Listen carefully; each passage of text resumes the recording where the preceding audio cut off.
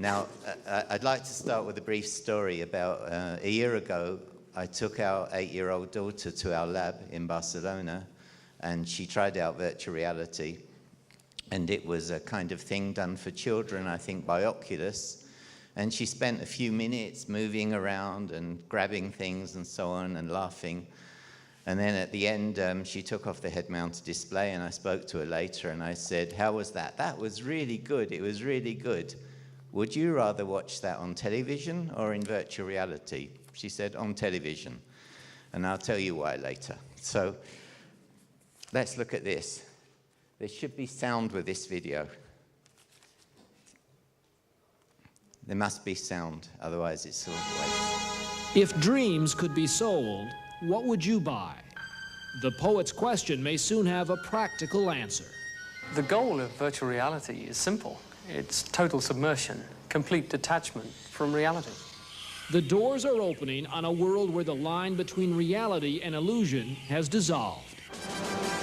I want to fly over Mars. I want to experience everything the roving exploration machines experience. I want to be there. I want to explore the planets myself. Advances in computer graphics over the past 10 years are making it possible to create artificial three-dimensional worlds.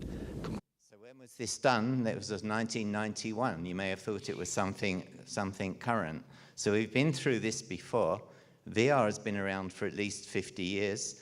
The initial invention by Ivan Sutherland was in the 1960s. There was a massive wave of public enthusiasm and hype, very, very, very similar to now, that happened in the early 1990s, and I was around because I started my first VR lab in 1991 in London.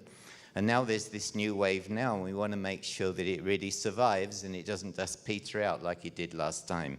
So first of all, what are the key illusions that virtual reality generates? In these 3 columns, the first column is, if you like, the actual physical substructure of virtual reality, what it actually provides. The next column is what illusion does that generate? And the third one is, how do people interpret that illusion? So the first one is sensory motor contingencies. And what I mean by that is, as a combination of the display and tracking system, ranging from, critically, head tracking all the way through to ideally body tracking, haptic feedback, and so on, that this is something offered by the system that allows you to perceive the virtual world exactly the same or as near as possible to how you perceive the real world. So as an example of sensory motor contingencies, which are rules that we're unaware of, we just use them. I know to look behind this lectern, I go like that. I use my body in order to perceive. To look underneath a table, I bend down and I look underneath the table. To the extent that virtual reality system provides you with those kind of facilities to carrying out your perception, so it will lead to what I call place illusion, which is an aspect of presence. And this is the perceptual illusion that you're in that space. It's nothing to do with engagement or involvement or interest or anything like that. It's a pure perceptual illusion, because after all, it's kind of obvious that if you're perceiving in the way that you normally perceive by using your body in virtual reality, the brain doesn't have much choice except to say, "Oh, this is where I am." Of course, at a cognitive level, you know you're not there, but that doesn't matter. The critical thing is the fast, very fast perceptual illusion you get that this is where I am, in that place. You may be bored there, you may be interested there, but that's a different issue. It's where the brain locates you. The second illusion is, to the extent, and there's other aspects of this is more complicated, actually, and it's a matter really of the content. The first one is about form, how it's presented. The second one is what's presented, so it depends more on the application software. So first of all, if I'm in virtual reality and I walk towards a virtual character and hold out my hand to shake hands, does it respond to me? Does it do the same? Does it even look at me? How responsive is the virtual world to my actions? How personal is it, in the sense that a character looks at me, or there's some event that happens that's directly in relation to me? I'm not just completely ignored in the virtual reality. The third one, which is the hardest one of all, is that if your virtual reality is meant to be depicting something that could be happening in real life, it's got to conform to that. So as a very simple example of that, a few years ago we ran a study about bystander behavior, which is, suppose you're in a bar and two other people start fighting. What do? Do you run out? Do you call the police? Do you try to intervene? You can do that in virtual reality that you can't really do in real life experiments. And afterwards, many people said, yeah, that really engaged me, but there was one big problem. A bar like this would never have a fight like that, which is about football. The bar looked wrong. It didn't look like the kind of place where football fans would go to have a fight. So congruence is a very difficult thing to get right because you've got to study the thing that you're actually trying to depict. And the last one was already touched on by Andrea, which is when you have bodily multisensory integration, and I'll show some examples of that. So you move and the virtual body moves with you, or something touches your virtual body that you see from first-person perspective and you feel it, you get this additional illusion that this body is my body. And also, if the body moves like you do, you have the illusion of agency. So this leads to the illusion, yes, this is my body. Plausibility to the illusion, this is really happening, and place illusion, I am here. So these three components, and this is really, if you like, what Bruno said is like part of the neuroscience and psychology behind virtual reality. It relies on these three illusions. Now, virtual reality is here again, but it may not survive again. It was massive public interest, as I said, in the 1990s, yet just not long ago, this article was 2010, people were saying, whatever happened to virtual reality? It seemed to vanish. It was very big in the early 90s, but nobody sort of heard of it. For years and years, as a professor in virtual reality, I would go around and say, they say, what do you do? I say, a professor of virtual reality. And they looked at me like I was talking of the dead or something. So it was like really weird. People would actually laugh when I said that.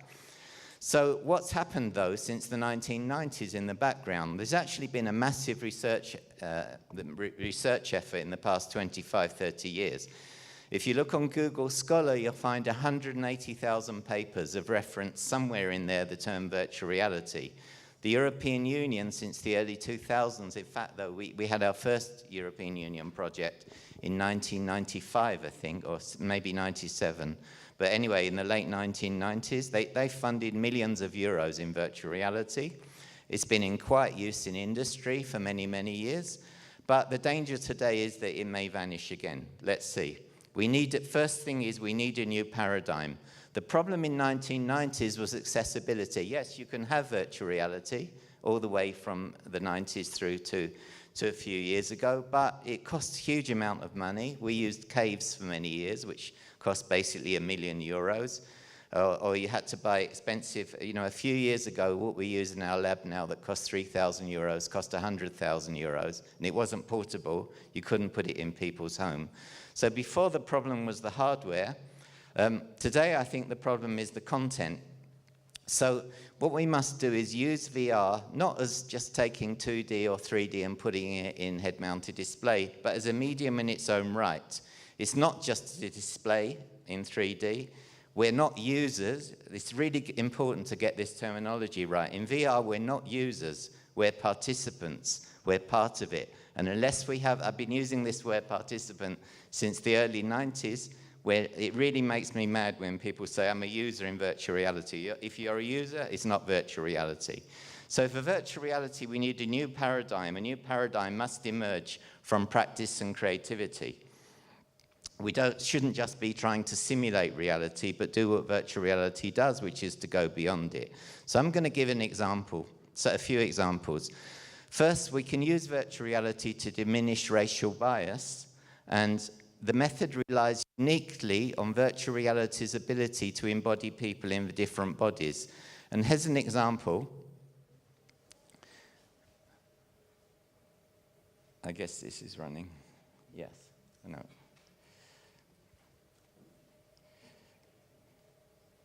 So here's an example. For this, we used the whole body tracking suit where we embodied people in virtual reality. She's putting on a body tracking suit and the head-mounted display. This particular head-mounted display is an NVIS. This costs $35,000. compared with more or less the same today. You can buy for a few hundred. We did this experiment a couple of years ago. And she sees her body from first-person perspective. She could have a body or a black... Hello? Yeah. And she carries out for a few seconds. This time it's showing a black body from first-person perspective.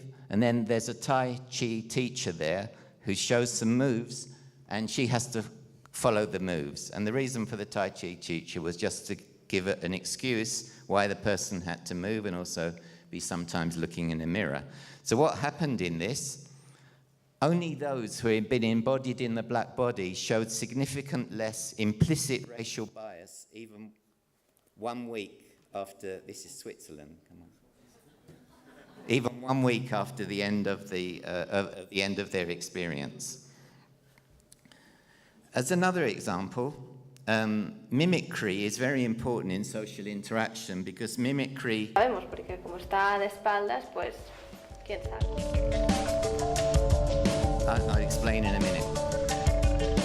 So here's somebody in a virtual reality embodied in a black or a white body, and they have to carry out a task of describing these pictures along with a partner. And the partner is a virtual character who's also either black or white. What we were measuring here was mimicry, which is the amount of times people copy the gestures unconsciously of the other character. And mimicry is important because it's associated with social harmony. So what happens is they have 2 sessions separated by a week. Each time the person is in a black body for both weeks or a white body, and the other character is swapped, either a black character or a white character. And what happens is that there's greater mimicry when the virtual partner has the same skin color as you. They're all our subjects are white, but when they're in the black body, they imitate the black partner more than they do the white partner, indicating that they get that this change of their own body somehow affected their social behavior. Can we even influence cognitive ability with this kind of embodiment? What we did here was we embodied people as Albert Einstein or as a neutral character.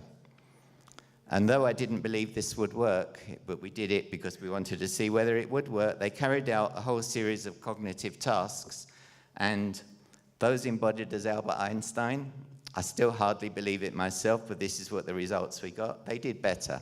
They did better on the cognitive tasks if they were Albert Einstein or if they were this more neutral character. So it's very, very deep what happens with this kind of embodiment, and it really is a paradigm change for virtual reality. So one of the greatest areas of research in the past 25 years has been the application of virtual reality to clinical psychology, and what they normally do is follow very conventional methods. So if someone has a fear of height, you take them to a height in virtual reality. You use standard cognitive behavioral therapy.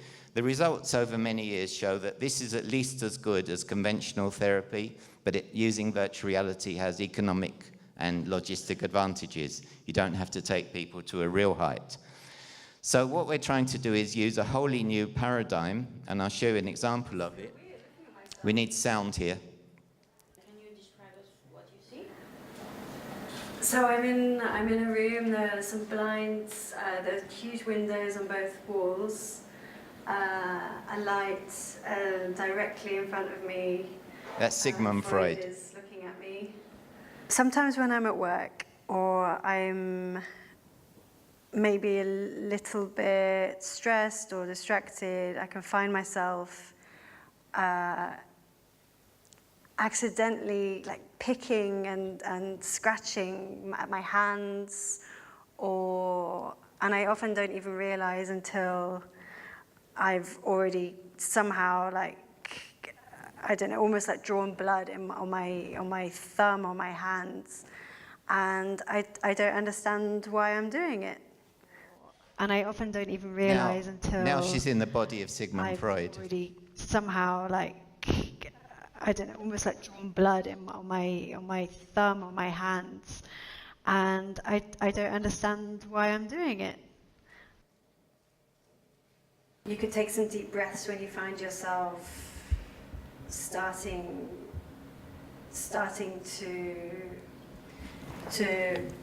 You don't quite see it, but if Hit she your looked in the nails or mirror, your she'll see the hands, Freud body, maybe not you her own. could, Or if she looks down, she'll see the Freud body. find a way to Notice she's looking downwards for some take reason. some deep breaths and become aware of it. Now she's back in her own Hit body your and she's nails listening with to your her own hands, previous maybe answer, you but could, now coming from Freud with a slightly disguised find a way voice. to So what happens is you have a dialogue with yourself. It could take be some deep Freud, it breaths could be and become anybody. aware Freud was chosen by popular demand by subjects, not by us. And you have this conversation with yourself and taking this external position. We all know we give better advice to our friends than we do to ourselves. What you're doing is stepping outside yourself and giving yourself the advantage of seeing your problem from another perspective. I didn't expect that. So this has been quite successful, and it's going on with some studies in Barcelona, Oxford, and there's been one paper published on this so far. So in conclusion, use virtual reality in real applications. It's the first thing. Applications that really can make a difference to people's lives, as well as, of course, entertainment is also very important. Use VR with new paradigms, and this is going to be, I think, very important that it's science-based. Go beyond simulation and exploit the power of virtual reality to accomplish what can only be done in this medium. This is what will make virtual reality successful. So to go back to the story at the beginning, I asked my daughter, so why do you prefer watching it on television? She said, well, in virtual reality, it's good, but you have to wear this thing and you can't see the real world and you might bump into something, it's dangerous. I'd rather watch it on telly where it's safe. And this is the real point, that the advantage of doing it in VR, because of the content, didn't yet outweigh the comfort and ease of just watching the same thing on television. And this is kind of the danger that all of us in virtual reality face. That, of course, it's fine for me. I've been using it for research for 25 years,